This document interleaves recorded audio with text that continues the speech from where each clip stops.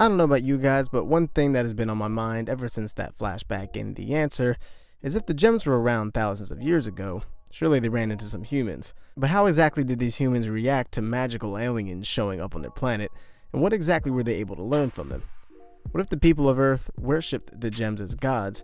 And ironically enough, the very beings who wanted to see the Earth perish may have actually influenced human society the most.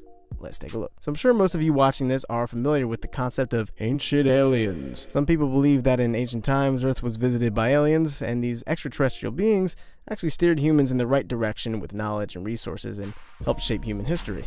These ancient humans allegedly mistook these aliens as gods and worshipped them. As silly and meme-worthy as this theory is, I think this may have actually been the case in the Steven Universe's version of Earth. In the flashback from The Answer, Blue Diamond is overseeing the construction of the Earth colony while dealing with the crystal gems. So if the crystal gems were already formed by this point, this means they probably have been on Earth for quite some time. According to Garnet, this flashback takes place 5,750 years ago. So if the rebellion had already begun, then this means the gems arrived on Earth around 5,751 years ago to about 6,000-ish years ago. This timing is actually pretty interesting because apparently, while humans have been on Earth for about 200,000 years, society as we know it didn't begin until about 6,000 years ago. Given this timeline, it's likely that the gems actually had a major influence on the societal and technological development of the humans. Take their weaponry, for example.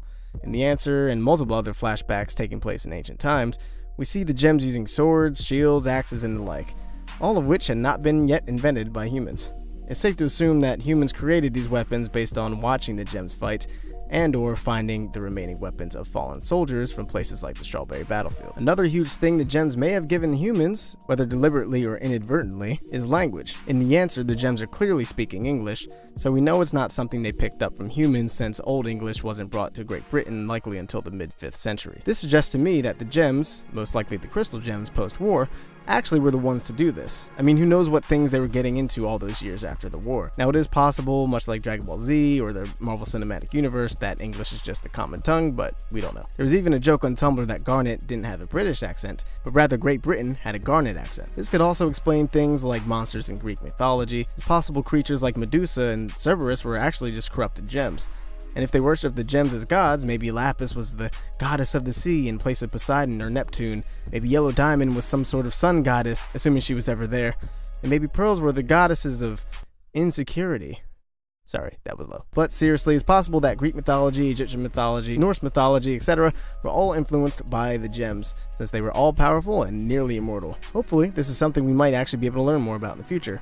Maybe through a comic series or something. But what do you think of this theory? Do you think the gems helped shape human history? Anything you would change or add to this theory? Let us know down in the comments. Keep the conversation going. And if you want to see more Steven Universe videos like this in the future, be sure to subscribe if you haven't already. We'd also like to give a special shout out to our patrons. Every bit helps, and the more we can manage to get, the more content we can put out, and faster. I've been Michael Williams. Thanks so much for watching, and we will see you in the next video.